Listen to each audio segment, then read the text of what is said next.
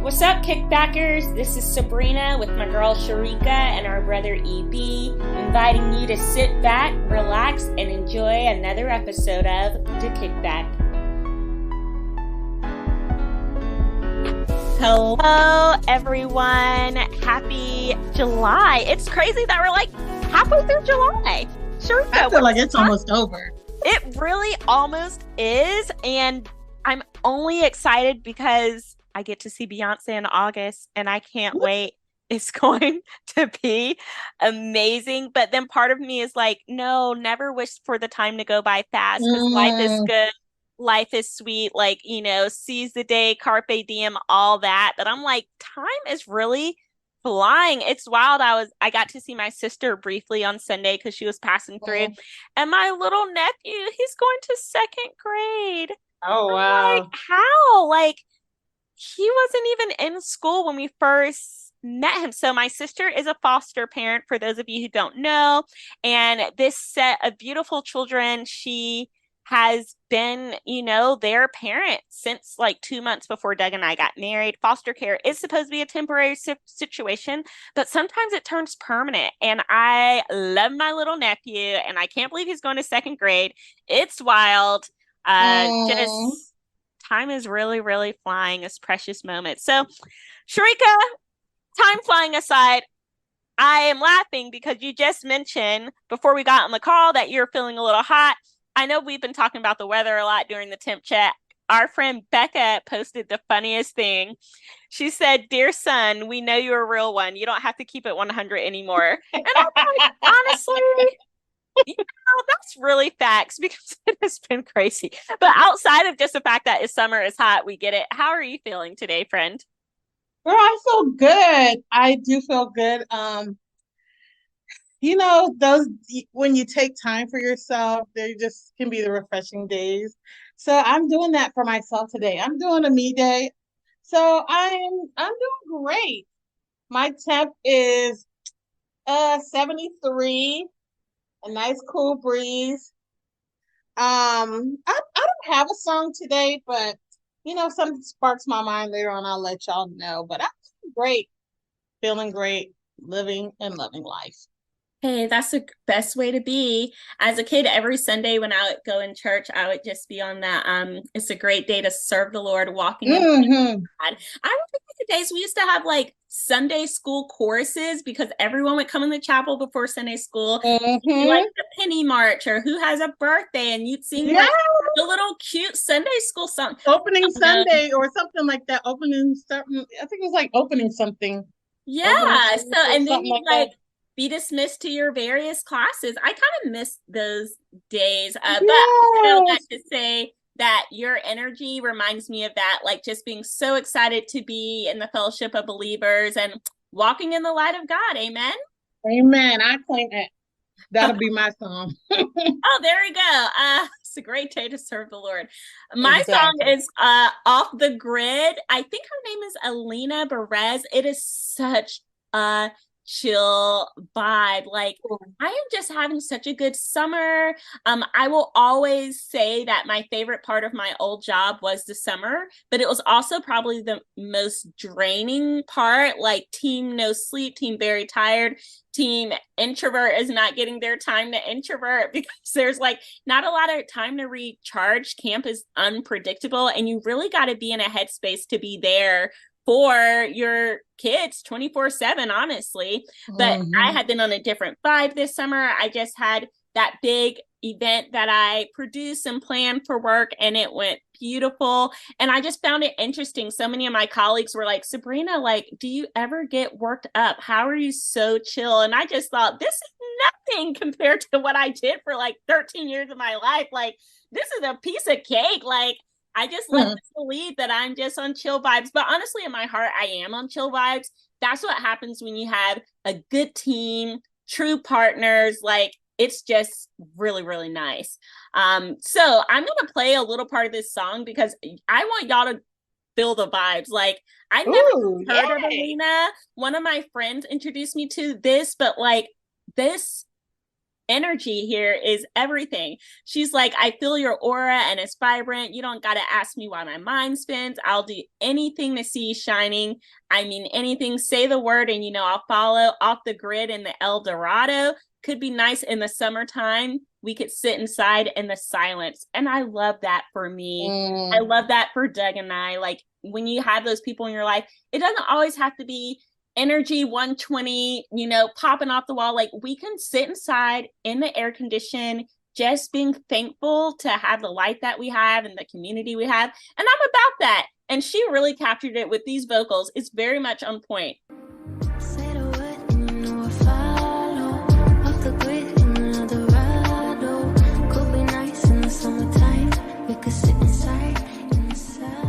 Words do sound beautiful, and the vibe, that vibe of just be someone that you can just be yourself with and just chill, that is ideal. Absolutely. I'm gonna fix that in post in the editing. Okay. Because Zoom is definitely giving me a little message like, girl, you're trying to do something special. There's a certain way you need to do it. So next time I will make sure to have it in really well. But yes, it's very much a vibe. So that's my temp. It's giving, I'm going to say sunny and 75, because while outside is scorching, on the inside, Okay. I'm just having a very good, chill summer. I can't, I just feel like everything is moving so fast, and like, I can't, it feels like summer is pretty much over. It's like, I don't know when the official end of summer Sure. is, but it's like, I mean, and you know what? It doesn't really even affect me like that, because I go to work every day as if, there ain't no, summer 2-3 months off. We just here. But Yeah, I feel that. I did recruit one more person to our fantasy Vegas trip, because my mom's sister does live in Vegas, and I talked to my mom this morning and I was like, Mom, do you know who Usher is? She's like, yeah. And then she started to sing Run It by Chris Brown. And I was like, okay, girl. So that's Chris Brown. I was like, Usher is the one who spells his name. They call me US. Come on, Mom, 7 o'clock on that. And she's like, oh yeah, I would go. I would go. I was like, I yes, love it. because by myself, would I want to go to Vegas and stay with my Aunt Nisi? No shade to Aunt Nisi, but I feel like it's a better time if my mom is there. I feel like yet less of a user, because when have I been in Vegas to Mm, see her? Never. But if I'm just kind of like bumming off my mom, I'm like, oh hey, auntie, because my mom has been to Vegas and stay with her sister. So Sharika, I think I got us housing. My aunt has a nice house with many rooms. So I'm really trying to make this Usher thing happen for us in 2024. hey, Or 2023. how long is he in Vegas for? I What? think until the end of October. The challenge is not getting there, because I'll do Frontier and Spirit. It's totally fine. I'm not trying to be there for a million years anyway. I'll take my little carry on and be about my business. The Okay. challenge is the tickets. Like, I just Mm, had to step back because I thought we'd have, you know, a smattering of options with these tickets. But the first one I saw last week when we talked about it, it was like $700. And Jesus. I know that's not going to be the vibe, not with the fun monies I got. Oh Lord, that's a Usher. That's more than an experience. That's a lot, Usher. I That's know. so surprising. That's more. Wasn't that more than like the Beyonces and all them? But here's the thing, that was Taylor. on Vivid Seats. That wasn't directly from the venue. And sometimes Oh, these resell. So I just had to take a moment back. I haven't even done any research since then. I was like, I'm going to let the Lord do his work so all that right. next time I look up these tickets, I'm not seeing Okay. this, because I've been a fan since a kid. His tiny desk, like, I just really enjoy the entertainment he provides. He has a great voice. I love R&B, especially a slow jam, a love song. Listen, I'm all up in that. So, Doesn't he sing slow jam? yes. Okay, Sharika, give them what you be giving us on Sunday from the workshop. From the workshop. Okay, so we do have something to talk about besides Usher and the temps. There are some hot topics out there, though, that I want to touch briefly on until we get to our main thing, Sharika, if that's okay. Okay, sounds Have good. you I'm here heard for it. about our friend? And I'm calling her our friend because, I love to say I'm rooting for everybody Black, but sometimes Girl. you just can't. And it's heartbreaking. So, our little friend out in Alabama, Carly Mm-hmm. Russell, 25 years old, 5'4", between 150 and 160 pounds. How do I know? Because she was reported as a missing person recently. And then, of course, there's a dialogue about how come when there's a person of color missing, or especially a female person of color missing, we aren't like shouting from the rooftops like we were for, like, for Mm. example, the blonde lady in California a few years ago who actually is doing time because she lied. She was not missing. She was having an affair and she got caught. But we're like, how come it doesn't get as much play? So Carly was getting her play. She was trending. We're like, find Carly. There's a GoFundMe that raised like $70,000. And people are like, why do you need money if somebody goes missing? That's because the a public cop system and stuff, they're only going to look for Mm-hmm. so long. And if you want to continue the search by time with detectives, etc., that just takes money, your personal money. Mm-hmm. So people were really in it to win it. And then lo and behold, thank God she was found. That's where it ended for me. But 2 days Mm-hmm. ago, my sorority sister was like, Sabrina, or not just Sabrina, she was addressing all of us and she asked, had we heard? Because there was some conflicting information. And I was like, honestly, I just knew she was missing and she was found. And I just left it at that. And they're like, no, now we're under the suspicion that she was never truly missing. Mm. Here's what she said happened. She's driving down the road. She sees a toddler. She calls it in, and then she's kidnapped. Now, this is what I'm getting between my sorority sisters and my mom. I haven't done any research outside of them. My mom says the cop said her credit card shows that she went and bought some snacks. When they found her car, her wig was there, but the snacks were not. Interesting. Where are the snacks? My sorority sister said they looked into her search history and she was looking up things like how to pay for an Amber Alert and the movie Taken Mm-hmm.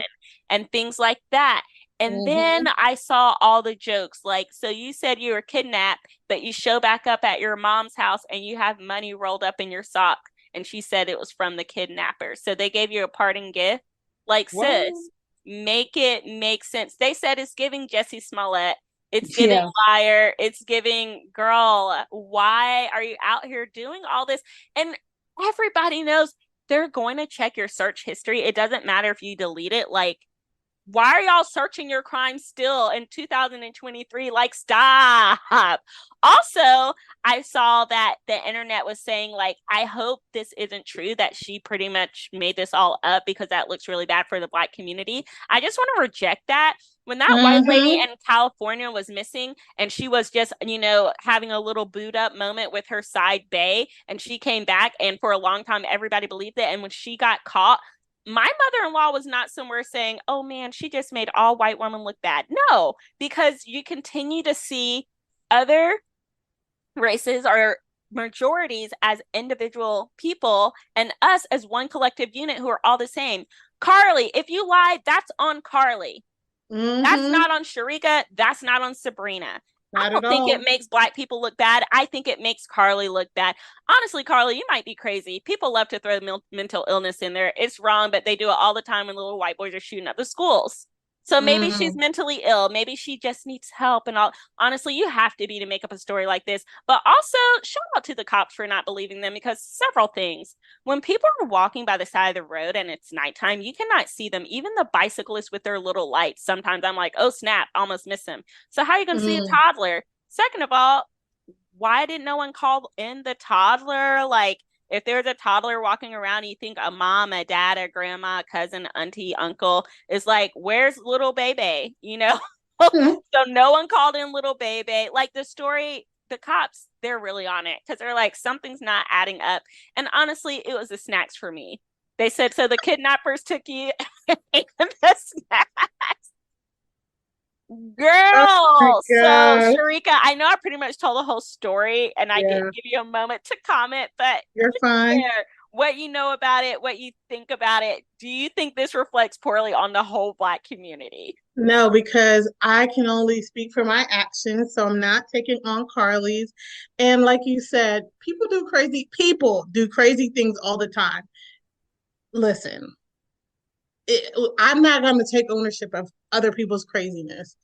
I feel like it's unfortunate because of, as you started talking about at the beginning, that a lot of Black people, when things happen to them, we don't get the coverage. So it is a shame that she would not, I don't think she did it for this, but that she would not think it through. Sometimes people just don't think beyond what they want. They don't think of the bigger picture and how this can make it difficult for other people, or how, it could, you know, make things less believable for other people in the future. Now, while we don't accept that, there's always going to be people who believe what they want to believe. If you want to believe all Black people are so and so, you're going to always find the narrative that fits whatever you want to believe. Right. So, and we can't control that, but it is sad that someone would not think of the resources that it would take. What if there's somebody really missing out there and now they're looking for you, and there's other people that could be using the help and all the things. Sometimes, people just are ridiculous, or they're silly, or they just don't think things all the way through, and then they just got themselves out here looking foolish. And it's a shame, and it's quite unfortunate. So that's my thought about her. But girl, the internet, they just Undefeated. uh, So funny. undefeated. It's like sitting by the person in church that's just gonna be acting a fool and making you want to laugh. That's the internet. Girl, my cousin posted a picture of her and was like, when your supervisor don't approve the PTO. I'm like, really? Oh, wow. They're so funny about it. I want to hear it's from like her the stuff though. they come up with. It's just like, wow. But but and sometimes it's a little bit good, because sometimes you do need to laugh at the just life, just be life. And sometimes you do need the little kiki and the little giggle. But on the serious note, it's like, ma'am, How dare do you? you need help? Ma'am, do, And do she's you 25, so her brain just finished developing. I know, but I just think that sometimes, like, not for young people especially, but sometimes people just don't think the bigger picture. And Mm. ma'am, like you say, girl, if you got to, girl, you have to. I was watching a podcast and they were just talking about this, and like how it's just like you don't know that they be watching the cameras on the streets. They be, Right. they are in your phone, they are on your computer searches, girl. That's why I can't think about all the things I Live would a choose. life that you don't even have to worry about all that because it's a Exactly, because lot I to too worry would have been about. caught. I would have been Right. caught up too, because I'm not thinking about all the little details, and that's why I'm just gonna live my life right, because I can't do it, and it's a little bit overwhelming to be like, okay, do I got to get a burner phone? Do I go to the library? Do I do this? And you know what? Let me just live on the straight and narrow. If I got to work at Walmart to get a few dollars until I can get my come up, I'm just not doing the life of crime. I just can't keep up. I just can't. That's wild. So, I was gonna say shout out to Carly and EB's energy. I wish EB was here with us today because I feel like he would be hilarious. Oh, With he his would have commentary on this. yeah, We might have to circle back, but Carly, I am actually really glad you're safe. And I yes. remember being in my 20s. Can't say I ever did anything too crazy because I'm pretty vanilla in life, but I know enough young 20-year-olds who do things, and this is just one tiny part of your life. I know it's embarrassing because the whole country knows, and there are memes about you and all that. But girl, just repent and move forward. It's fine. There's enough grace for all of us and never pull something like this again. And unfortunately for the family, I do feel like you got to get the GoFundMe money back. People are sending in their requests. You got to do it. If she lied, it just has to be returned. You're right. You're right about that. They definitely got to do that. And ma'am, you will. It's not like, see, and this is the thing you ain't think about. The stuff lives forever on the internet. You don't think 10 years from now your picture gonna be pulled up when somebody else trying to get out of something, It's going to be there, ma'am. You're going to try to move on with your life, but it's going to be there. And this is a lesson to us all. And all of you young people out there, you got to think about the beyond the current moment and situation of things, because girl, life is long sometimes. Life is short, but also can be very long. And especially when you're trying to live down some things. Especially, remember the scripture from last week? They were like, David was awesome, except that one thing he did to Uriah, which that was messed up, but hey, And that we still stuff will talking about follow it you today. today. We're like, man after God's own heart, and also, how dare you? How dare July is many things. It's summer, it's 4th of July, it's cookout, it's all of that. But it is also Fibroid Awareness Month. And I think not even last year, I think the year before last, we talked about how, oh, we're going to circle back to this because I actually had a surgery to remove a fibroid in August. And then I was like, oh, we should talk about this sometime on the pod. But fibroids don't really impact men because this is like a uterine fibroid thing. So now that EB's doing his summer camp thing, Sharika and I are like, let's get into it. Let's get into fibroids and just the childbearing years and having a uterus and all of that. So for those of you who don't know, fibroids are benign tumors that develop in the uterus. An estimated 70 to 80% of women will develop fibroids by age 50. And I'm not violating HIPAA here by saying that a lot of the women in my life had them. I have a sorority sister who has like 7. She also has had 4 kids and it's been fine. And she had them naturally. I have, my mom has had fibroids, never had them removed. My mother-in-law has fibroids. My grandma-in-law has fibroids. Like, they are pretty common. They are just like these little, like I said, little benign tumors. They can become an issue though for those of us who are menstruating, because if they're in a certain place, they can just make it very uncomfortable. They can make it worse. And that's what was happening to me. They're not really sure what causes their growth outside of course, estrogen and etc. But for me, I was in a time in my life where I had a very high stress job. I can't think of a vacation I took at that job where I was actually on vacation. Like, I always had my computer with me. I always had my work phone, that sort of thing. And on top of that, I thought it would be a great idea to go to graduate school full time while I had a full-time job, because I was like, I just want it to be done. And I felt I needed the information so I could like elevate the stuff I was doing at work. Sometimes you can be a little bit too much of a go-getter. So I own the fact that I put my body under a lot of stress. So in that time when I had something that lots of women have and they live with them and they really have no impact on their day-to-day life, my fibroids, which started before that, like the size of like a grape or whatever, one grew to the size of a grapefruit and the other like a little baseball. So imagine your uterus every month, it contracts as it releases the egg that you didn't fertilize. So my uterus is trying to contract around like a grapefruit and a baseball, and it's like not a vibe. It's like very much painful. So I was like, I can't live like this anymore. I literally got to the point, and I'm just going to be super transparent on today's episode. I got to the point where I was like, I can see how people with chronic pain take their life. Because if I had to feel like this every day, all day, and this is coming from somebody who knows like where their help comes from. It comes from the Lord. But I was like, also, I am in this chronic pain. Also gave me a fresh perspective on like the woman who touched the Lord and was like, I can't, like, I don't care. I know I'm not supposed to touch him, but if that is the healing, that's what I'm getting. Like, so the it's worth whatever. It's worth whatever. So for me, there's about 7 days a week of my life that I was just like out for the count.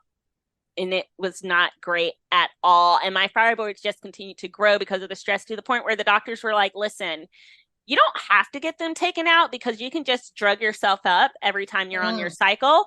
I will admit there are things you can do to kind of halt the growth of them. Like you can go on birth control or whatever. And that's such a personal decision. I've never done that. I'm more like hippie. Like I'm charting my period. I'm looking at the moon and all that kind of stuff. Hippie, not witchy, just to clarify. So I never, that my birth control was more like charting and just like really being in tune to my body in that way. So they were managing it through like pain like over the counter, like naproxen and ibuprofen. Or the other option is you can just let us take them out. At that time, Doug and I weren't trying to have kids. So I'm like, ooh, you're going to cut my uterus. But they did tell me, hey, if we take these out, you may never be able to have a child naturally. Now, I, as a kid, always said to myself, I wish I could have a C-section if I ever have to have a baby because I can't even stand my periods. My periods in the past had been very, like, just horrible, horrible. And I thought, if this is just like an ounce, how am I going to have a kid? But when the doctors told me that if I do this surgery, I will more than likely have to have a C-section, I actually cried. I was shocked by how much it impacted me. I didn't like that the choice was possibly taken away. But I also knew this is no way to live. Like, I'm not going to be running around here like this. And in my case, I didn't have like, because this can go so many ways, listeners. Like, you can have excessive bleeding. Like, I just had a lot of pain because my uterus was trying to work around like these large growths or whatever. I've known people who, if the fibroids can be like inside your uterus, they can be in the muscle tissue that lines your uterus or outside. Mine were outside my uterus. So there are some issues that can happen with fibroids that I really didn't have to think through. But still, just hearing that, I didn't love it. So this was August of 2020 during the pandemic. I went and I had surgery and it went awesome. And after the surgery, they're like, yeah, just because of how big yours were, we're definitely going to suggest a C-section, which I just thought, there are women who have C-sections and then they go on to have a natural birth. You didn't even have to cut that deep inside my uterus. So I was like, that's something I'll deal with later on in life. I don't want to think about it now, but my mom came down to help because for me, it was like difficult to like sit up, laugh, cough, everything like super painful. And the next day after in my old job, I was like editing videos for work because what do they care about you being off because you just had a surgery? I had a coworker who hadn't done necessarily everything he needed to do. We were trying to do an online conservatory. I was the only one at that time who had the skill set to get that particular thing done. And my mom just looking at me like, this is how your fibroids grew the first time. And she was not okay with it. She was like, "Effing people." I'm like, "Oh no, I love them. It'll just take me 20 seconds." She's like, "You can't even sit up. You cannot even sit up and you're working on this." So that is just another little shameless plug for the importance of having work-life balance in your life. If you're in a situation like that, you need to get out. I don't care how much you love the people. I don't care if you just love working for the church. I don't care if you love working for the corporate, whatever environment, because your health is important. And if you're in an environment where you can't even take a day off because you had surgery, a major surgery the day before, like, not good. So anyway, at that time, it was still just fine and a vibe because, like I said, Doug and I, we have always known we wanted children. We talked about it before when we were dating, obviously, and we said we'd be married a year and then we'd try the next year because, you want to live together, get a vibe. Well, we did. As you can see, we're 4 years in, we don't have children, and the pandemic is a large reason for that. So that first year, we were just living in complete bliss. And we're like, this is easy. People all over the world talking about their struggle with kids, and we ain't got to deal with no struggles. So we kept putting it off. We kept putting it off for trying because we're in such a vibe now with it just being us. We are in such a routine and we feel so selfish. Like, we love that. Like, if I come from Rhode Island, which I did like last night, and no flight has been on time in this season, we can just go to Bar Taco and have a date night. We don't have to think about those things. So I say all that to say, when I had the surgery, it wasn't really a big deal in my mind because they were like, don't worry, you can start trying like 6 months later, or sometimes less than that. Some people get pregnant within 3 months. I was like, I'm trying to get pregnant, not during the pandemic. No shade to my friends. And 2 of my sorority sisters had babies during the pandemic, and they're beautiful and they're great. But Doug and I, we just were like, we can wait. And I'll circle back on that later because first, I want to give Sharika an opportunity to talk about her experience, if any, with fibroids has been. So I too have had fibroids.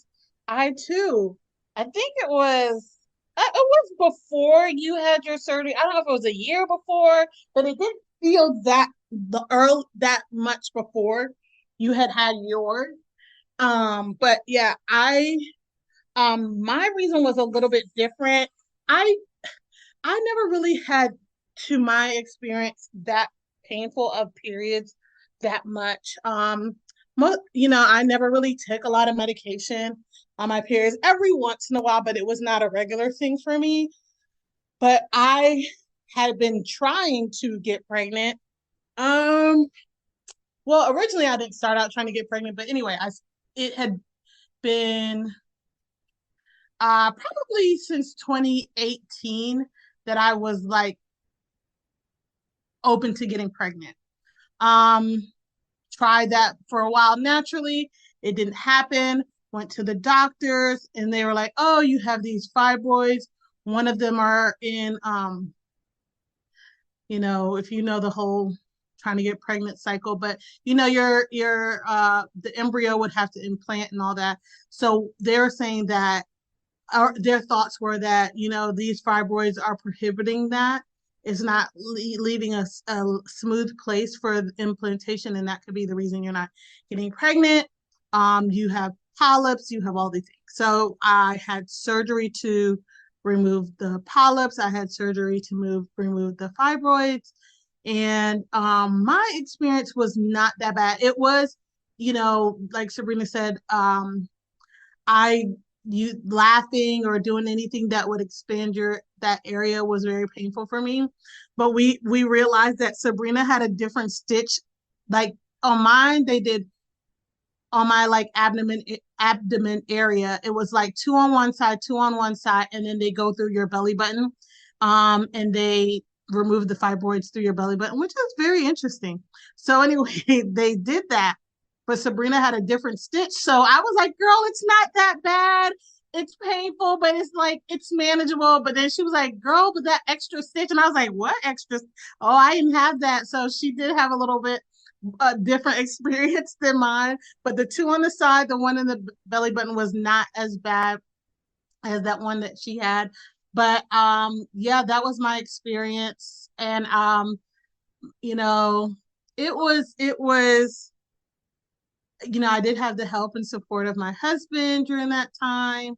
So, the recovery wasn't maybe like a week or so, I believe it was, of downtime before I was able to do like, you couldn't, you weren't, after that, you weren't supposed to like lift up to a certain amount, and you could, I think, drive after a week. So I did have fibroids, my fibroids removed. And honestly, it yeah, I think I only had fibroids removed once, but I've had polyps removed like twice. And do you know the difference between the polyps and the fibroids for our listeners? Um, I wish I did. Well, the polyps, I wish I had the site. I probably should have looked it up. I don't know because you looked it up and you did a great job explaining what the fibroids are. But polyps are not as, it's almost like a skin tag is kind of like what a polyp is. So it's not as big of a, like it's more like a skin tag, but internal, essentially, is what my doctor explained to me. That makes sense. And Sharika's right. It all depends on where your fibroids are, the type of surgery. So they Mhm. definitely use a little robot on me as well. But because of the size of them, they had to do what looks like maybe a mini version of a C-section cut.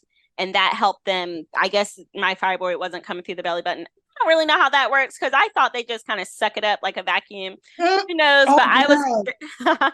So this is what they do because I looked it up. I looked the surgery up. So they cut you open. They put a bag in you.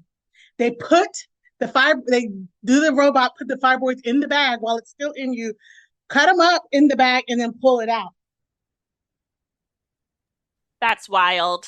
So, Mm-hmm. yeah, that was a whole thing. And at that time that I had my surgery, I actually went to an endometriosis specialist because it's something that runs in my family. I'm not sure if it's quite hereditary, but it's this thing where the cells that grow inside your uterus end up in other places in your body. So when your uterus is contracting, those other places are doing things that they shouldn't be doing. It can cause a lot of pain.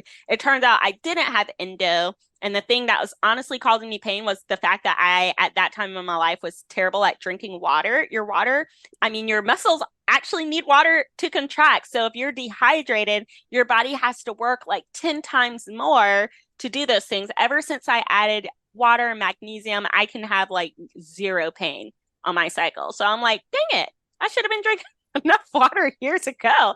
I mean, I'm sure the fibroids didn't help, but if your fibroids are in a certain place, they can just suck it out. Other places, they have to like grab them. I've heard Mm-hmm. stories of women who have like 27 fibroids. Wow. Sometimes a woman can have a fibroid that's so big she looks pregnant, but she's not. Mm. There's a lot of things that goes into it, which is part of that conversation Sharika and I believe, talked about last week or the week before, where it's just safe just not to comment on people's bodies. You have Mm. no clue what they're dealing with, what they're going through. And unless you're a doctor or somebody who's going to provide some free help, then you should Exactly. just keep your opinion to yourself. I know I had a student once whose mom had like a permanent growth, and she does look like she could be 3 or 4 months pregnant. And she was telling me horror stories of people who will just come and touch her belly and ask her if she's Mm. pregnant, and it's like not cool. I know Mm-hmm. our listeners would never do such a thing, but I'm just putting that out there in the atmosphere for everyone to know.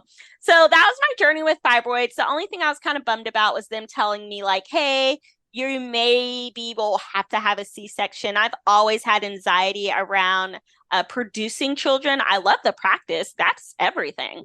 But then when the like when you have to deal with the consequences of life making activities, I've just as a kid, I think because of my history with period pain and just I never met a woman who said it was great, except my sorority sister, but that was in college. She said it was fine. It was like taking a number two. And I was like, I had one friend that said it man. wasn't bad either.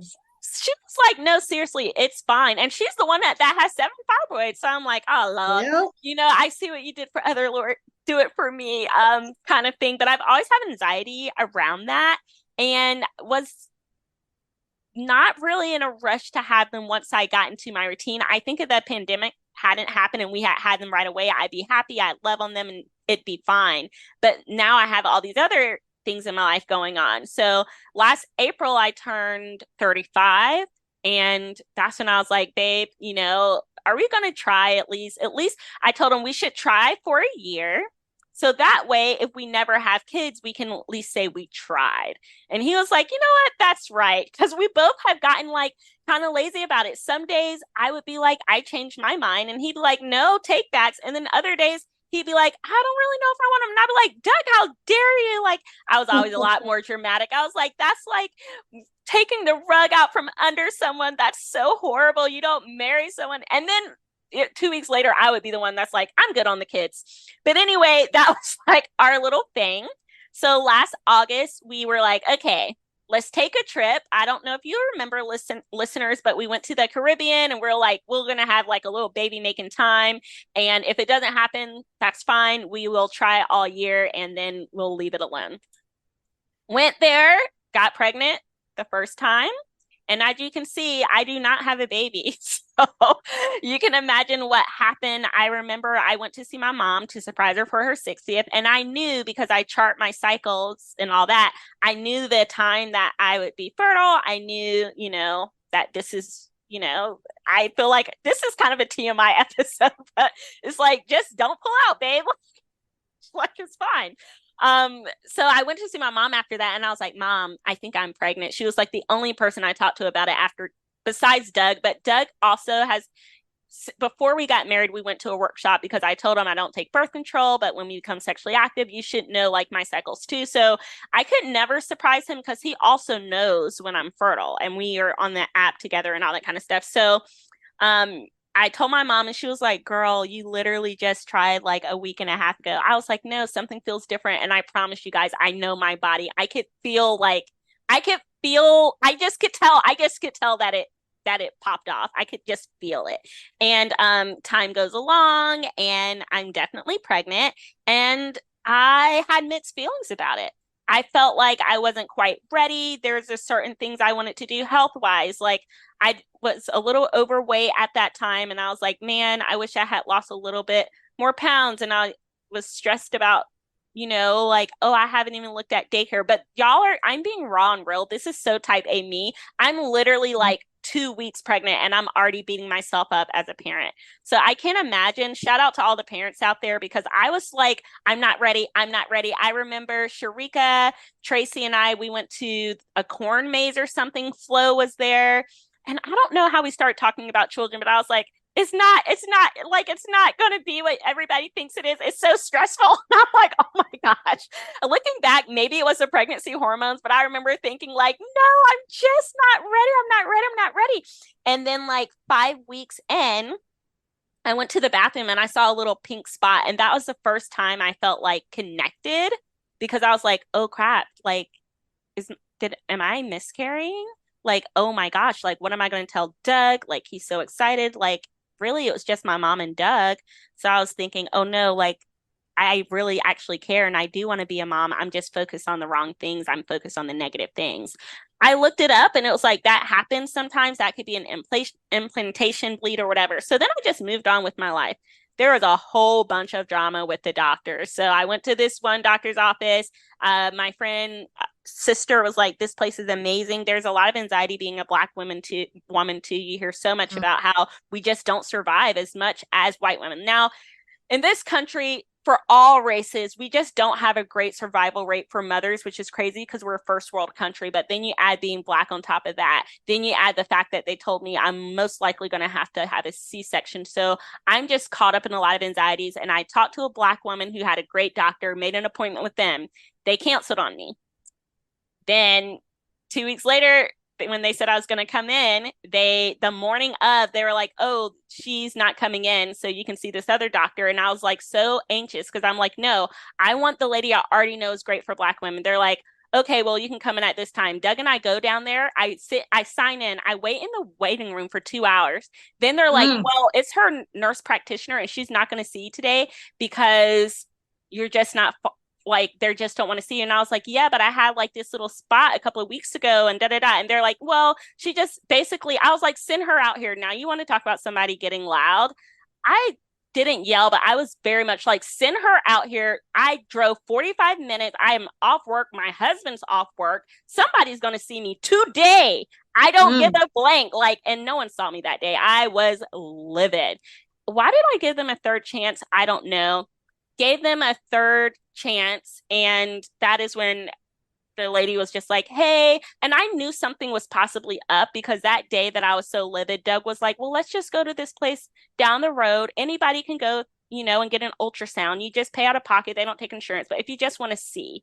And I was like, sure. And that day was really special too, because, oh God, I don't want to start like getting emotional, but Doug, like seeing the little embryo, and I took pictures of the ultrasound and I sent it to my mom.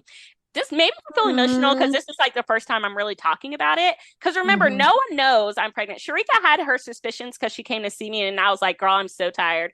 And Sharika said she thought, Sabrina, is she pregnant? And Sharika called me like a couple of days later and she was like, hey, if you're pregnant, you can tell me. I'll be so happy for you. And I didn't say that. I just said if there's anything you want to say. Okay, fair. Pregnant. She didn't say the pregnant part. That's me being too juicy. She was just saying like, hey, like if there's something, and I just thought I don't have any, because honestly, Sharika, even for myself, I wasn't really believing it. For myself, my journey wasn't like the movies because I was putting so much pressure on myself. Like I just felt I wasn't ready, but I felt I needed to try because I was 35. That sounds terrible, but that was my vibe. That was just real. Like my vibe. So I was like, Doug and I already said we weren't telling anybody before 12 weeks, not even parent. And I told him several times, I was like, it's unfair that my mom knows, but Barb doesn't. He was like, no, because I know my family, it won't be held. It will be shouted from the rooftops, like, tell no one. So Sharika said that to me, and I was like, I don't know what she's talking about, but I hope she's not talking about the pregnant thing because I'm not telling nobody. So anyway, we went there and it was very cute. I sent my mom the pictures and then I finally get to this doctor's office. They didn't even know what kind of ultrasound I needed. It was a whole bunch of drama. They're like $400 to be seen. And that was with insurance, just for them to tell Whoa. me, oh, there's no heartbeat. Like the baby is Whoa. whatever. And so I remember the first time, the first thing I said was, can we talk about pain management? Because I'm thinking, ooh, this is about to be a period, like a period times two. Doug immediately starts crying. I'm like, it's okay, babe, you can cry. I'm only not crying because I need to. I remember saying, I'm only not crying because I need to know how bad it's going to hurt. That's like all I could think about the whole time. Like, I need to know physically what this is going to be like. I need to brace myself. And the Mm. lady was just like, it's not that bad. We can give you a pill. I can give you something that can make it happen quickly. You can get a surgery and we can just kind of suck it out. It's basically an abortion, even though the baby, it was an embryo, never even had a heartbeat. Or they said you can just rock it out. And I said, I'm gonna rock it out. This is hippie Sabrina. I'm gonna let my body. Was there a part of me that was like, maybe there will be a heartbeat? No, I just wanted my body to do its thing on its own. I was like, my body's already stressed enough. And there are so many reasons you can miscarriage. Like your body is really smart. If it's like this is a bad seed, meaning like, oh, it's only going to have half a brain or whatever, it'll just expel it. It can happen. Just like if you plant flowers, not all of them are going to pop up. Mm. So I was just very like matter of fact about it. I remember I didn't even take a day off work because I work from home and I knew it wouldn't be consistent. Like, what am I going to take off the next 2 months until it happens? And mine took like another 4 weeks to happen. It took a long time. So during that time, like I just kind of like became a recluse because I didn't want to be out with friends or at church or at family dinner. And then I start miscarrying. I knew it would happen anytime. I just wanted to be home. I remember at that time, Sharika was like, hey, do you want to do a dance with me at church? And I was like, not right now. Like, I was like, because anytime, I don't want to be caught up in rehearsals or whatever. I just needed that time to be home. Did Y'all, they tell you that it could take several weeks? Like, did they no, tell no, you that what to that anticipate? the doctor's office who canceled on me twice and then I showed up and it was just a whole bunch of drama with dealing with their insurance and they messed it up. They found that out when I went back there because the doctor was like, why did they charge it this? It should have been this.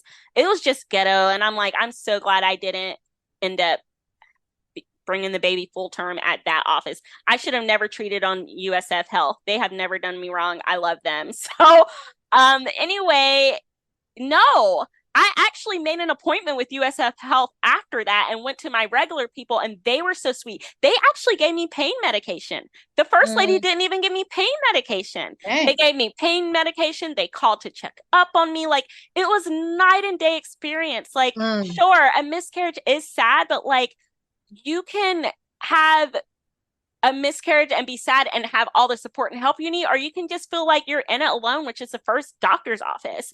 And I Mm. remember reading about so many things. And from this experience, I love when people are transparent because my old supervisor's wife had told us, hey, they both told us that they had suffered 3 miscarriages. So I did talk to her because I was like, I need the real deal. This doctor's told me nothing. And that's when she was like, yeah, you can get a second opinion. And the other place was so great. And she just told me the real deal for what I could expect. And my other friend who's had one. And the more I talked to them, the more I found out so many people have them. It's just not something you talk about. Even in my Mm. friend group, when I did mention it, the response I get was be like, oh, I had no idea because it's like, why would you? Like, I'm not going to Mm-hmm. like suddenly make a Facebook status. Oh, I miscarried. Like, or I'm going to miscarry. Like, we're just living life. So the night that it Right. And it was happened, so early too. it was It'd so be different early. if you were like 8 months pregnant Oh, and right, and people are waiting everybody to see the knew. baby. But I Right. did have a plan because we were going to tell our family at large, like Thanksgiving, and I had already scheduled like a photographer so that we could tell everyone else at Christmas through Christmas cards. And I had to cancel that. You think I got my deposits back? No. So Oh, I was like, sorry, I miscarriage. They hey. were like, so sorry. But they weren't like, here's your $50 back. So all that being said, the night that it happened, so painful. I gave birth. I saw it. Doug and I buried it later on. I tried to make it juicy, but he was like, girl, if you don't just bury I tried to play Okay. the little Taylor Swift song "Bigger Than the Sky," like goodbye, goodbye, goodbye. You were bigger than the whole sky. You were more than just Oh. a good time. I've got a lot to think about. I got it. I'm never going to forget the thing that could have been, should have been you. I was trying to, and he was just like, girl. Also, I wanted his parents' backyard because that's where they buried all their pets. And Doug was like, we are not burying it where the pets are. Like, F that. This is not a pet. And he put it on the other side of the yard. And now our child is lonely out there. The child could have been over there with the dogs and the cats. And he's like, no. But all that being said, so painful. I remember like doing a silent scream and I didn't even know like I was screaming silently, but then it Mm, actually helped. And I'm like, oh, this is why women do this because when you like scream, the muscles that contract, it helps it come out. I was like, mm, okay. So that was crazy. I remember sending Doug away to his parents' house, and that's when he told his parents because I was like, babe, just leave. Like I can't have the energy to like deal with my pain and yours right now. So just go mm, there, tell them Sabrina hasn't been around because we knew she was gonna miscarry. Like she's doing that right now. Why don't his parents just send him right back to me? So I'm in the bathroom. I'm throwing up because the pain is that bad. Like my body is convulsing. Like it is terrible. And Doug's just crying on the bed. And then the next day, we helped our friend Sarah move. And I remember thinking, oh, I guess the miscarriage is over. No, guys, it was a whole month of intense pain, random intense mm, pain. It was like a month long period. I had one break the first week of December, and then my actual period came. dang. So last fall was not a vibe.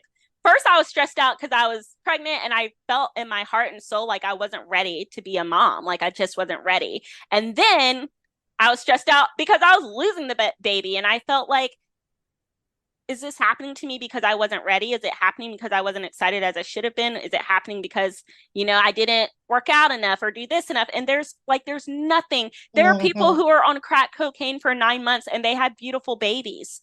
It's Mm, just it's yeah. just the way the cards were dealt. And I there's so many things I learned about myself. Like I didn't take a day off work. Like literally I'd be like it would be happening again because there's so much that needed to be expelled from my body. And I just like put my camera on mute or whatever. Granted, I was in a different position at that time. And the job that I had then was more like we were never on camera. I was doing a lot of writing, but just like also, how could I take a time off? Because it wasn't like happening all day, every day. It could happen for 2 hours and I have to go in the shower and then like then nothing. I would have no pain for 3 hours. You know what I'm saying? So Mm, I've seen posts on LinkedIn about jobs who are creating spaces for women who are miscarrying. So you can take like FMLA because honestly, when I look back, I'm like, what the F were you thinking? You should have taken time off.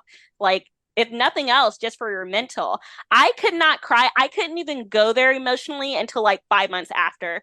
And it just hit me out of nowhere. The whole time from when the doctor told me, from the whole month I miscarried, it wasn't until spring just because physically it was so demanding on my body. It was like my brain and my spirit just couldn't even go there. mm, I truly couldn't go there. And then like I don't know what it was. Something happened, and then I was like, "Oh, I'm crying. I actually do feel sad, sad about it." mm, But I just thought like, wow, so many people go through this. It's not the same every time, but I'm thinking now in the future, if I ever try again, I do have a sense of anxiety because I never want to go through that again. But I also know it's out of my control. Not to mention being a parent is freaking hard. And it's for somebody like me who's super perfectionist, like I know there's so much of myself I'm going to have to let go because I can't control it. I can't control my birth. I mean, I can try to say I don't want a C-section or whatever, but then again, I also know I do kind of want one because it might hurt. Like I can't control. There's so many things, maturity wise that are going to have to happen over those 9 months, or maybe overnight, or maybe not, just my whole life. I just bow to yeah. parents everywhere, and I give so much shout out to my husband, and my family was really sweet about it. My husband's family was very sweet. Sharika, like, they came and brought his mom made me my like favorite meal while I was miscarrying, and it was just a whole thing. But I just know once again, and Sharika and I have made jokes about this on the podcast. When you're a kid, they make it seem like you kiss somebody, you're getting pregnant, and it is Mm-hmm. not freaking Yeah. like that at all. becoming a parent is a very challenging journey and it looks Mm. different for everyone. And I encourage you to be transparent because if the people in my life hadn't been transparent, I wouldn't have, because my mom never had one. My aunts have never had one. I Mm. didn't, no one in my immediate family on my side or my husband's side had a miscarriage. But because I had people in my life that were like, I'm not going to be shamed by this, I'm not going to, I don't even know how it came up in conversation with my old supervisor or his wife, but I remember hearing the story. Their baby popped into the toilet and they were like, it was so sad that all we could do was laugh. Like we literally laughed and the embryos, is just in the toilet. And I'm like, wow. At the time, I thought that's a wild story. When I was miscarrying, I was like, I'm so glad I know this story, and just Mm. other friends who were transparent about it. So we went from fibroid awareness to childbearing years. So that's where I am at in my journey. I'm sure Doug and I will try again at some point. I was not in a rush. I've had like a designer that we love named Maria. She was telling me like she tried as soon as your period comes back, you can try again. I know at least two people. Oh, her and the lady I get my massages from. They were like, I tried again, immediately got pregnant, and it was fine, full term, love my child. Mm. I just didn't even.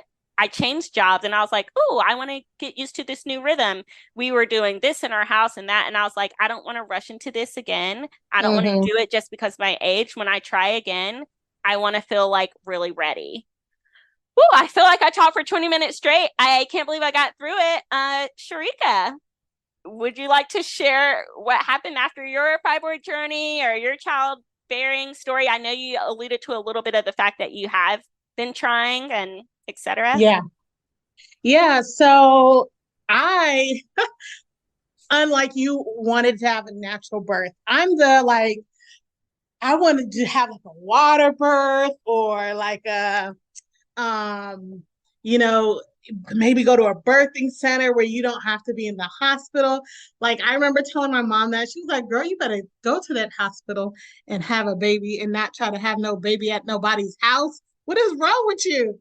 But I just thought like I would watch. I don't know if y'all ever remember this, but on TLC they used to have this thing called a baby story, and they would just show like literally the birthing process. And I just always found it to be beautiful to have like a at home birth. I knew a friend that has several of her kids at home, and it just sounded ideal. So when I found out that after my surgery, I could not have, it was not recommended for me to have a natural birth, that I would have to have a C-section, I was really disappointed because I was like, this is what I always imagined having. So my journey has been a rocky, rough one. Um, so like I said, it's probably 2018.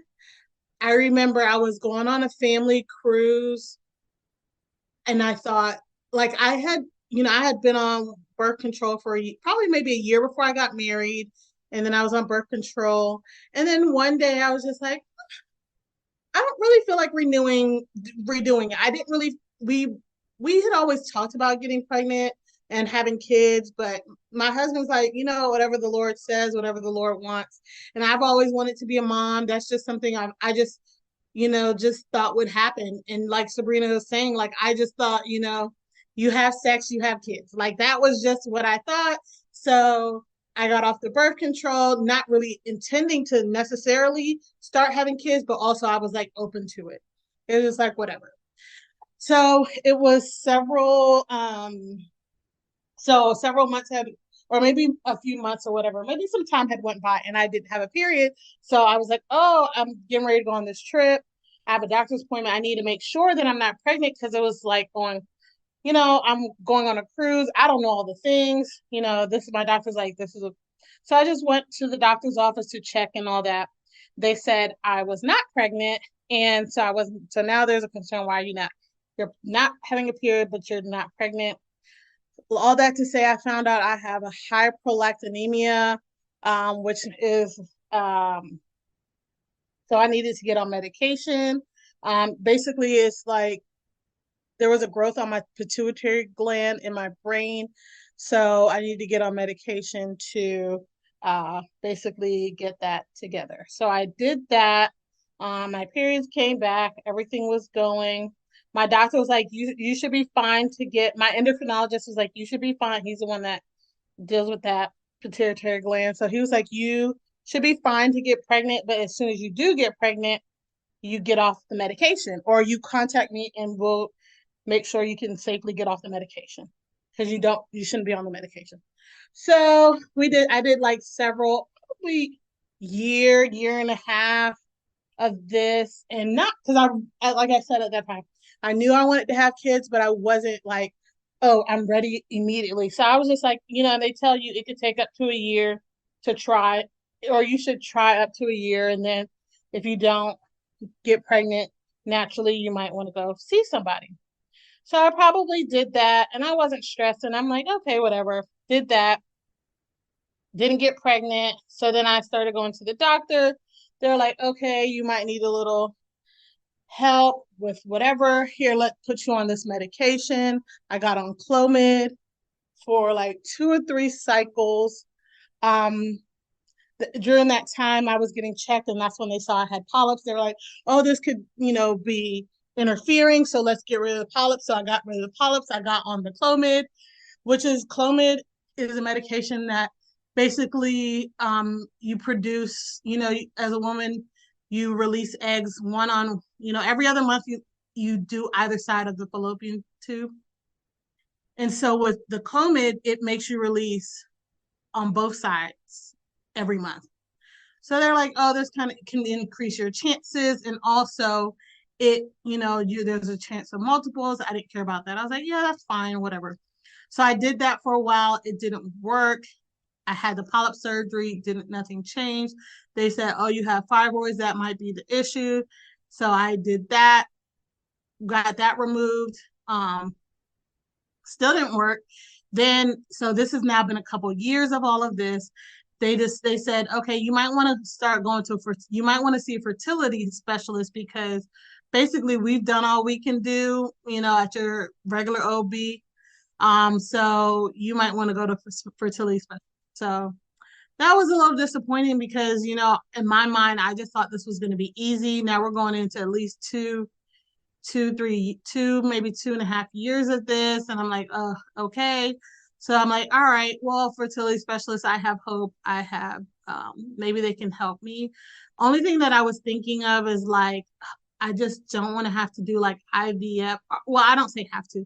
I don't want my only option of becoming pregnant to be like IVF, because I've heard how expensive that could be. And I just knew that fiscally was not realistic for me. So I was just like, Lord, figure out something, because I can't afford no IVF and I really want to be a mom. And so I started going to the fertility specialist. They decided to, they checked my tubes, like they did a ultrasound, but with dye, and they put it through, and you like to see like basically how open your tubes are. Well, I found out both of my tubes are blocked. So now I'm like, this is annoying, because one, I've been doing all these things, and the issue is my tubes are blocked. So they're like, my doctor was like, before I went to the fertility doctor that said my tubes were blocked, I went to another fertility specialist, and I just didn't vibe with him. I don't know, I just felt like he was like, you need to lose weight, and once you lose weight, then we can talk about whatever. That was what he told me. He didn't see nothing. He didn't know nothing. He just basically was like, you want to be pregnant? It'll be healthier for you to be pregnant at this weight. So I'm like, okay, let me lose weight. So I tried to lose weight for about a year, and still trying naturally, but I tried to lose weight for about a year. And then I was just like, okay, I can be trying to lose weight, but I also need to I didn't vibe with that guy. So I was like, let me find another guy. And also when I would call that doctor's office, like you can never get anybody. It was always like annoying. So I had just moved. And so now we're at like 2021 at this point. So I had just moved, and I was like, you know what? Let me see if there's an office closer to my house. That'll be more convenient for me anyway, because these other people are just not doing it for me. And so I found another doctor. They answered right away. I was able to get in a decent time frame. And I was like, you know what? Okay, let's see what this guy's saying. This guy was like, well, let's check everything. Then we'll see what we can do. And I was like, well, my doctor said, the other guy was like, well, I need to lose weight. He was like, yeah, I mean, it's always healthier, but we also need to see what we're working with because there might be other things we need to address. Lo and behold, he found out that my tubes were blocked, and he was like, okay, well, we need to unblock her tubes because we got to do that. That has to be number one because we can't figure out nothing else if nothing can get through these tubes. So last July, I had my tubes. I had surgery to in the end, I think I had more fibroids or polyps. So he went in and did all the things. Well, he tried to, and he was only able to unblock one of my tubes, which was the left side, I believe. And so that was super disappointing coming out of that surgery because I was just like, oh, I just thought it would be easy for them to clear out both of my tubes, but for whatever reason, I just think it was whether it was too much damage or whatever, or maybe it would be harmful for me. He was only able to unblock one, but he seemed very optimistic, and he was like, you know what, all you need is one. All you need is one tube. And this is not discouraging to me. I think it'll be fine.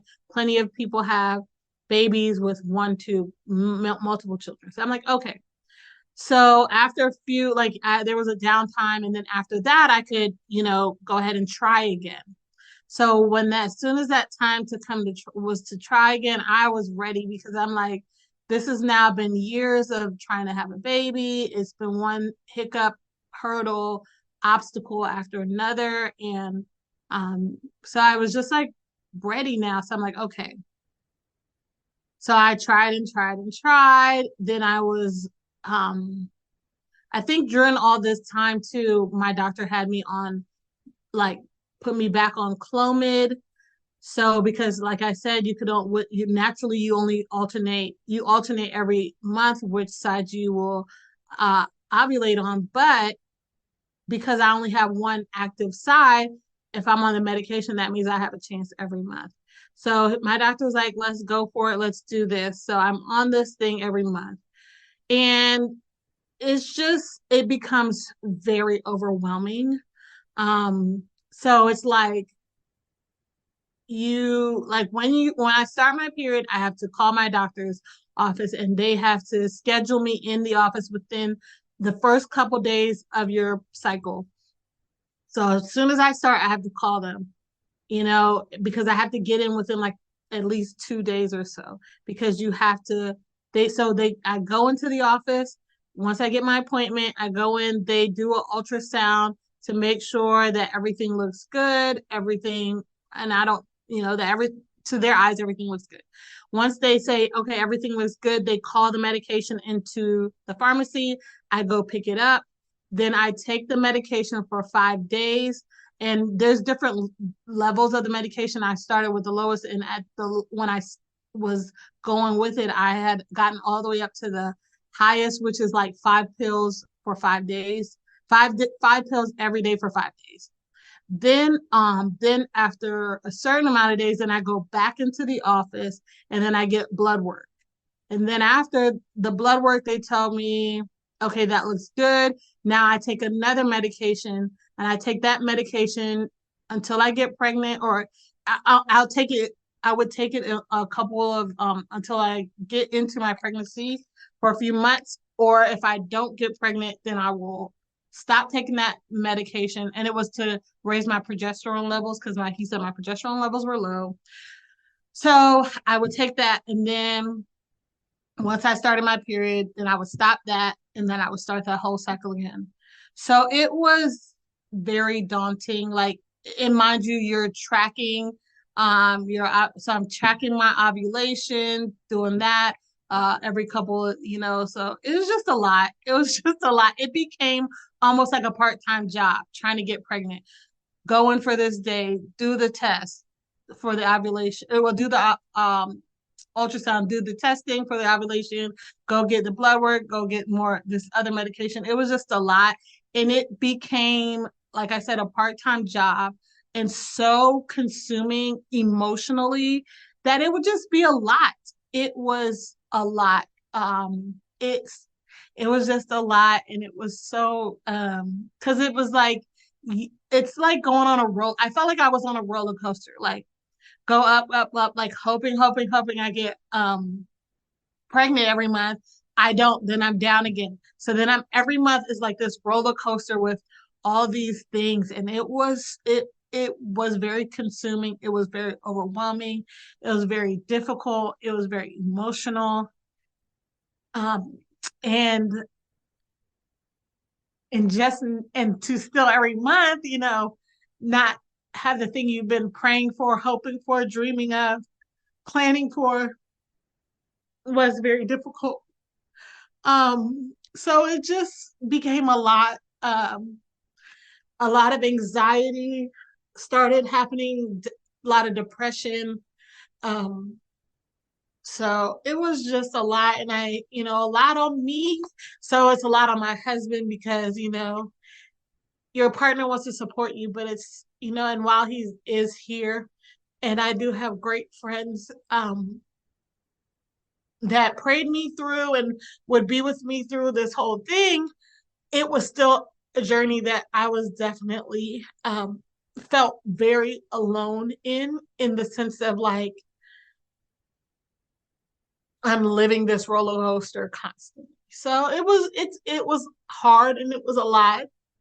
And I won't say it's not anymore. It still is. I'm not pregnant, still don't have kids, but I literally over the past 3 months have just like stopped everything just to like take myself off the ride. I just took myself off the ride because it was just becoming so much and just a lot. And it's I don't know, it's nothing you can it's I don't know. It's just something I didn't expect, didn't anticipate, didn't don't even know how to articulate sometimes. Lot of lot of crying, a lot of crying out to God, a lot of just really almost feeling desperate in a way. And so I just felt like, you know what? I need a reset, not from this. I just need to reset my mind and heart. And just this journey has really been questioning not my faith, but like what it means to trust God in the unknown and difficult times has been a lesson. And you know it really has. This is, I know, is a testimony in my life. I don't know how it will end, but I know that God will do something. What it is, I don't know, but this is also something that I'm coming to understand. Like this is a part of my faith journey and part of my growing experience with the Lord. And so while it's been really hard, I know in the end I'm going to be grateful, and that knowing that I'm going to be grateful has already started the gratitude in my heart about it. And I know that I will be praising the Lord because he is good whether I have a child or not. And so it's been a lot. It's something nobody really prepares you for or tells you it could be like this. This is not the story that everyone tells. And it's a hard because it's hard. And it's just a difficult personal journey. But like Sabrina was saying, like it's important to talk about these issues, whatever these things are that we struggle through, because there are so many people that it could help. And just the information is important. Um, it's just important to know about your health and how and how the struggles and the journeys of other people, it not only impacts their lives, but it can impact other people, can encourage other people, it can make other people feel not as alone. And so I know that this journey is not in vain. It's not easy, but it won't be in vain. And I know the Lord will do something through me and for me through this. So that's pretty much my journey through health and fertility and all that. Whew, and what a journey, friend. I think what you said is important about just how you can feel so alone in it. It doesn't matter how many people, you know, love you or even people who may be going through something similar, like it's still your unique journey. And so Yeah. leaning in to, oh, we talked about David earlier. One of the things that, I've always heard about why David's relationship with the Lord was so good and he's like a man after God's own heart is because he didn't just lean in when things were good. He leaned in when things were bad. He'd be like, where are you? I'm down Yep. here. I'm being crushed by the muck and the mire. There's a whole book in the Bible, Lamentations. So Oh my absolutely. When gosh. we are in these Yeah. seasons, like I know I just talked about, but I'm just not, I cry about like sunsets or like I see a beautiful dance piece. It's like I'm moved to tears or like a Beyonce concert, but like really personal things. I'm actually, and I don't know if this is just an Enneagram one thing on what I looked into it. I usually try to like stuff the emotion down and just be more in my head and not in my heart about things. And that's something else the Holy Spirit had to deal with me. And like, it's okay for this to hurt.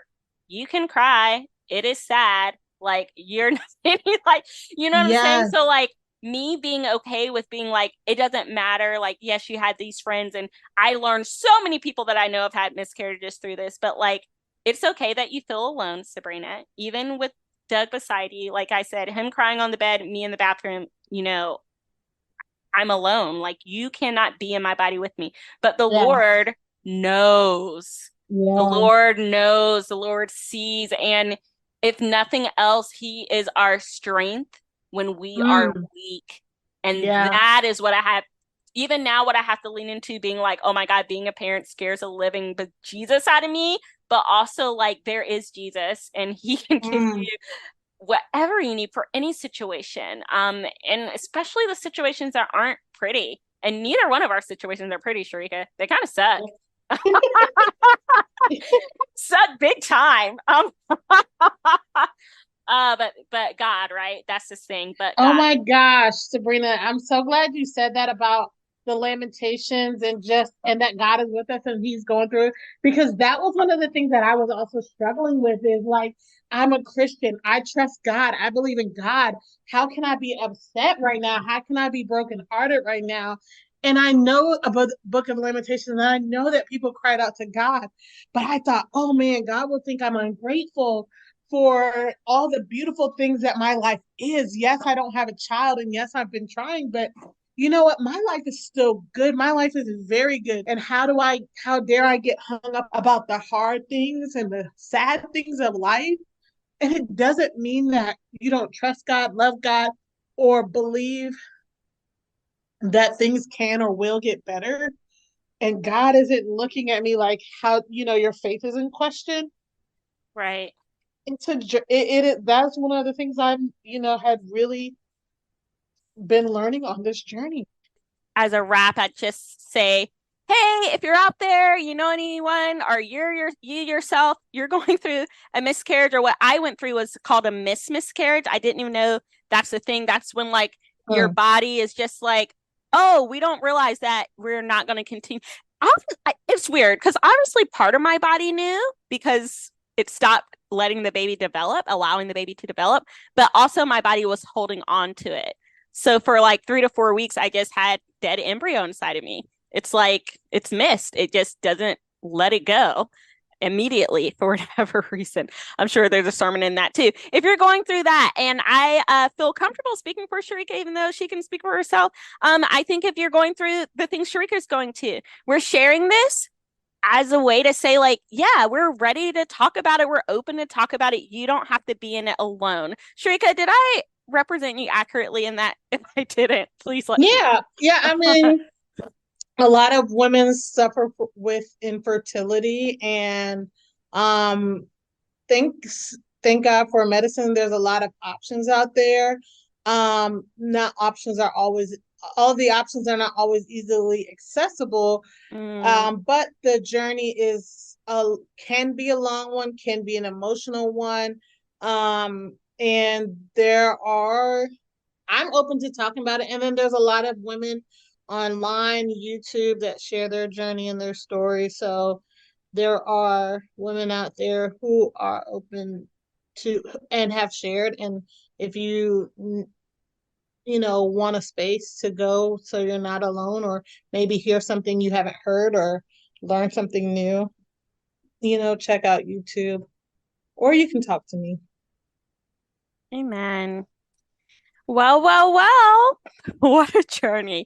I still wish Evie was with us because I feel like once again he would have some great insights to share about his Yeah. own journey to fatherhood. What is it, this fall? Yeah. Just And a we few have months. already decided we're going to redo our intro so that yeah, he will be Father Evie. Did we say father or papa? I liked father because it made me think of like a priest. I like it too. So Shout out I like to the that. priest. Oh, I love it. All right. So for our scripture funnies, I guess we go from a like hard topic to the scripture funnies, but I think that's just life. Yep. We You talked take the about, good, you take the bad, you take them both, and there you have and the facts honestly, of I life. think that's how you get the beauty, right? Like Mm-hmm. there's that whole contrast with the sunshine and the rain and blah blah blah blah. But that can be a conversation for another day. We realize that we've already gone quite long. This can take up for some of the time last summer when we didn't drop any episodes. How about that, Shrika? How about it? Proverbs 21:19. I've always thought this was hilarious, especially in light of like the heavy things we talked about when it comes to just being a woman and living in this body and journeying to motherhood, all that stuff. It says, better to live in a desert than with a quarrelsome and nagging wife. So you people out there married, and I'll say this to the husbands too, and vice versa. That's not what the Bible says. Let us not just, let me not the Bible doesn't say this, but Sabrina says in general, when you can be supportive, or even if you can't, you are human, which means that your brain has the ability to learn and capacity. Support your partner so that they won't be that nagging, quarrelsome person. Because the Bible says it's better to live in the desert. Like no one wants to be around that negative energy and all of that. So as yourself, do the things you have to do so that you are bringing love, light, and positivity to your partner, and do the things that you can do to support your partner through the hard times so that they can be their best, show up as their best selves for you. Sharika, Yep. I feel like we already expressed so much, but girl, you want to express anything else? The mic is yours. I just had a short express. It was about grace and just about how we need to be better at extending grace to other people, in the sense of we don't know what people are going through, and sometimes people do stupid things. We talked about that at the top of the episode. Sometimes people are, just terrible, mean, and not that we need to excuse it, but sometimes we just need to be gracious and let God handle it. He knows what they're going through, and he knows the best, whether they need judgment, whether they need forgiveness, whether he got it, let the Lord handle it. But also extend some grace to yourself. Sometimes we're very hard on ourselves. Sometimes we compare ourselves. Sometimes we just don't always see ourselves in the light of the Lord or in the eyes of the Lord, and we need to extend some grace to ourselves. God is so gracious to us, and yet sometimes we're so hard on ourselves. And if God can be gracious to us, we can be gracious to ourselves as well. Girl, and that's what I wanted to express. Exactly. This episode's already so long, but your expresses reminded me of another scripture funny. We've probably already done it in this series, but the story when the man was like in so much debt and he was forgiven, and then he turned around and the people who owed him, he was literally choking them. It's like, sir, you were just shown grace and you were just forgiven, and now you're going to turn around and choke the people who owe you less than what you owed.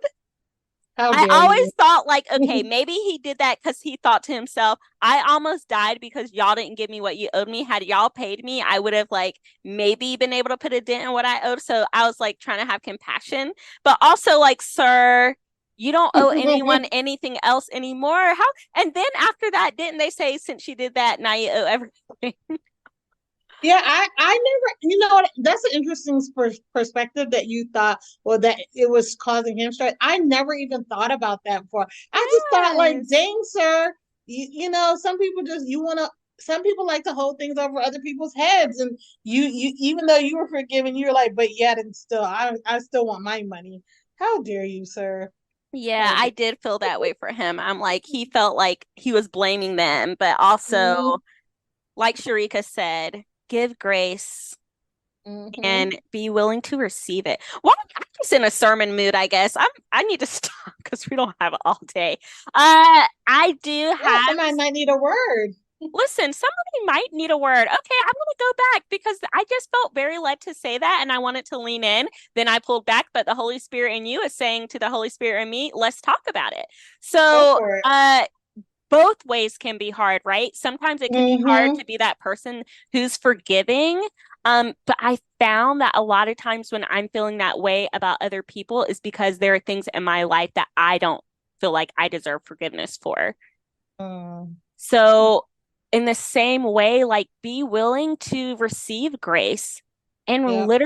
and truly move on. Mm.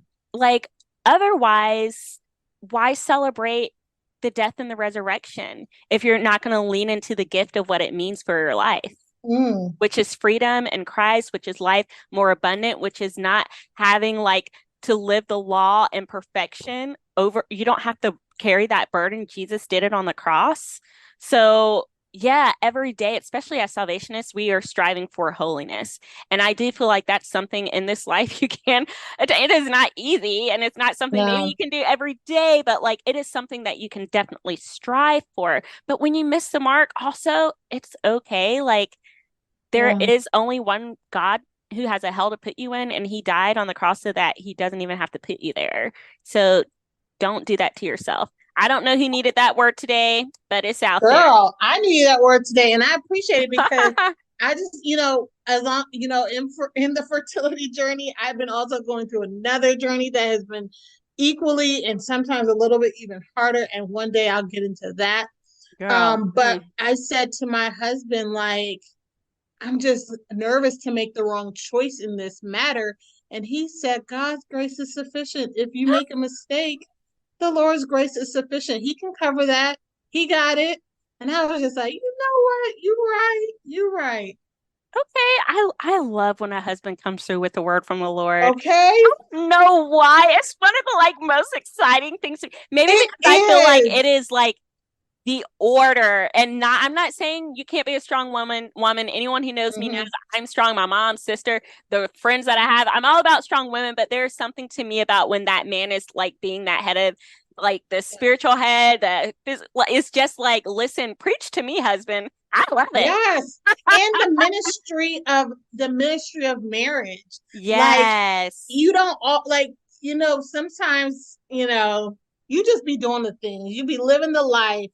But sometimes, and you might get the preaching or the word from church, or a friend might speak into you, but it's nothing like when your partner speaks the word into you. It's just a different thing. It hits different. It really does. Say it again. It hits different.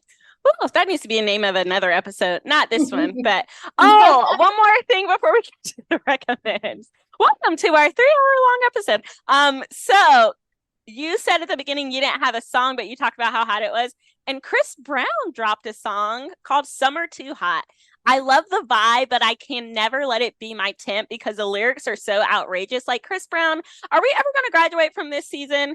I understand, like, our certain like genres, they do like to sing about certain topics, but it's like almost 10, 20 years later, and you're still singing about grinding on people at the club and all this other stuff. But the vibe of that song is everything, Sharika. So if we Never could just heard take, it.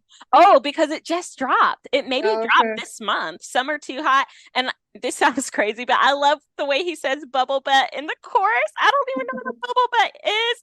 He's like something about the shorty with the bubble butt. It's so cute.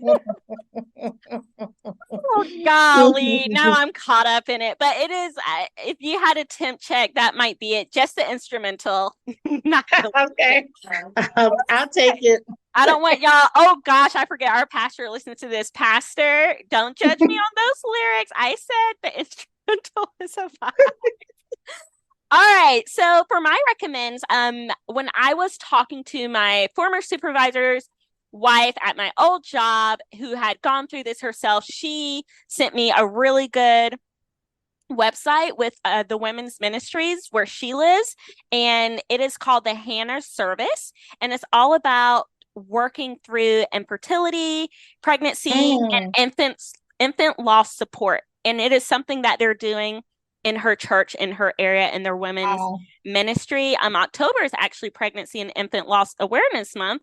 Also, the month I found out I was going to be having a miscarriage, oddly enough. But they know that like this is a uniquely common occurrence, that 1 in 4 women experience this sort of grief, infertility, loss, all of that. And they just want to acknowledge it. And the Hannah Service is an experience that gives space and opportunity through biblical scripture reading and singing and sharing and commemorating activities. She told me, oh my gosh, I don't want to get emotional on the pod, that she named every child that she lost, all 3.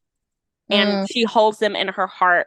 And while I can't say I feel the same, like I had some close people in my life reach out to me on Mother's Day and they're like, you're still a mom. And I didn't want to like discredit their heart in it, but I am like, I am not. Like, I didn't have a heartbeat. I'm good. Like, it actually made me feel kind of awkward, but there is a space for that. And I can't say I'll always feel that way. Sometimes things for me come, like I told you, it took 6 months for me to shed my first tear. And I was like, oh, snap. I would have had, I was going to have a baby. Like, so I love that they do this.